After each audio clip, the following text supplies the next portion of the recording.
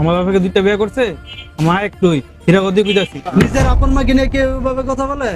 দেখেন ভাই, এটা আমাদের ব্যক্তিগত বিষয়। আমাদের ব্যক্তিগত বিষয়ে আপনি কোনো নাক গলাবেন না। এটা আমাদের পারিবারিক, আমাদেরটা আমরা ভালো করে বুঝে নেব। এক ভাই, তুই এনে আসছ, ভালো হয়েছে। তোর বুড়ি আমারে আমি আর এমিলে ফালতে পারতেছি না। আমার দ্বারা ফেলার সম্ভব না, তুই জানাস আমার ফ্যামিলি অনেক বড়। তো তোর মারে কি কালকে আমি ফালমু? আমার ঠেয়া লাগছে, আমার পরিবার আছে না, আমার বউ বাচ্চা, তোর মার খেট খেট আমি সহ্য করতে পারতাছে না। বাকি আমার একলা, তোর না, তোর কোন দায়িত্ব নাই? মার দায়িত্ব তো এই কয়েক বছর ধরে আমি পালন করতেছি। তুই কি বড় ছেলে, তোর কোনো দায়িত্ব নাই? তোর মা কি তোর যত্ন নিছে না? নিজের আপন মা কিনে কেউ ভাবে কথা বলে? দেখেন ভাই, এটা আমাদের ব্যক্তিগত বিষয়।